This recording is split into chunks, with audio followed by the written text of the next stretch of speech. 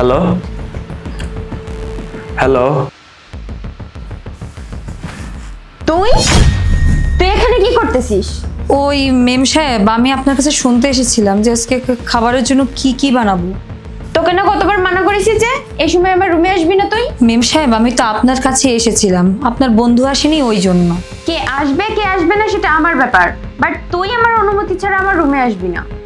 ঠিক আছে মেম সাহেব, আর আসবো না। এই কাজের মেয়েটি কি করছে এখানে? ও কিছু না। আর তুমি এতক্ষণ কোথায় ছিলে? তোমার জন্য আমি কখন থেকে ওয়েট করে বসে আছি, আর ওয়েট করতে করতে আমি ঘুমিয়ে পড়ছিলাম।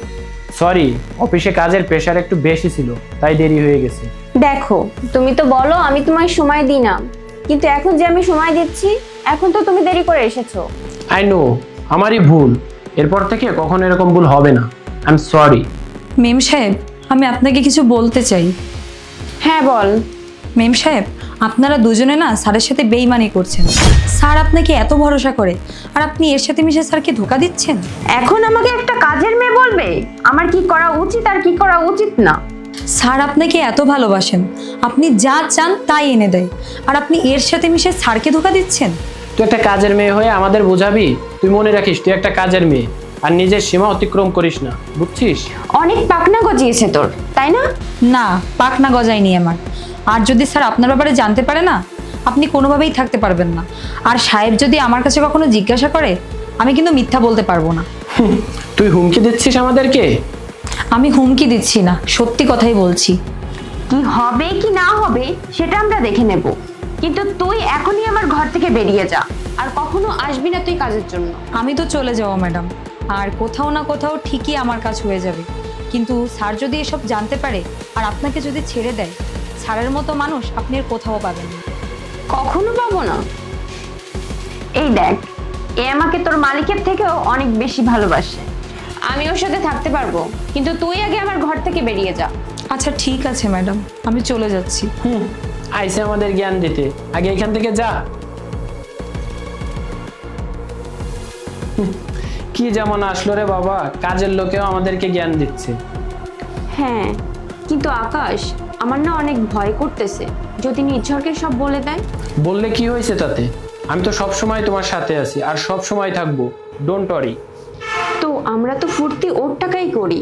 ও কাম অন প্রীতি, 2 বছর ধরে কিছুই বুঝতে পারেনি, তাহলে এখন কি বুঝবে? আর তুমি এত টেনশন করো না, আমি আসি না তোমার সাথে। আচ্ছা ঠিক আছে।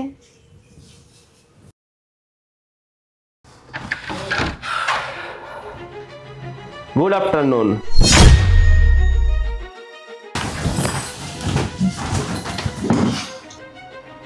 নির্ঝর, তুমি এখানে কিভাবে আসলে? এমনি, আর এটা তো আমারই বাড়ি। আর ওকে? এ এ হলো আমার একটা কাজিন। তোমার কাজিন? হ্যাঁ, এদিকে আয়। তোমার কেমন কাজিন যে আমি চিনি না? নির্ঝর, ও চুপ। তুই বল, আমি তোদের দুজনের সম্পর্কে সবকিছু জেনে গিয়েছি। এখন ওকে রাখতে চাই না আমি। তুই রাখবি ওকে? না না, আমি রাখবো না আমার সাথে। কেন রাখবি না? কেন তুই রাখবি না? তাহলে ও কোথায় যাবে? আমি বলবো কি করে যে ও কোথায় যাবে? আর এমনিতেও তো ওর দেওয়া টাকায় আমি খরচ চালাতাম, আমার কাছে তো নিজেরই চলার মতন টাকা নেই, তাহলে ওকে নিয়ে কোথায় রাখবো? আমার সাথে আমি ওকে রাখতে পারবো না। আরে তুই রাখবি না, তাহলে কি ও রাস্তায় থাকবে? আর আমি কি করে বলবো ও রাস্তায় থাকবে না কোথায় থাকবে? আমি কি আমার ইচ্ছায় এই বাড়িতে আসতাম নাকি? ও আমাকে ডাকতো তাই আমি আসতাম, আর আজকের পর থেকে কখনো আসবো না। আরে তোর আশিক তো পালিয়ে গেল, এখন তুই কোথায় যাবি? নির্ঝর, তুমি যেমনটা ভাবছো তেমনটা একদমই না। আমি তোমাকে ভালোবাসি, আর আমি সবসময় তোমার সঙ্গেই থাকবো। আরে তুমি তো বলেছিলে আমি যদি জানতে পেরে যাই তাহলে তুমি আকাশের সঙ্গে থাকবে। ও নাকি তোমাকে অনেক ভালোবাসে। আমি এবার এসব কখন বলছি? নিজের ফোনটা একটু চেক করে দেখো তো।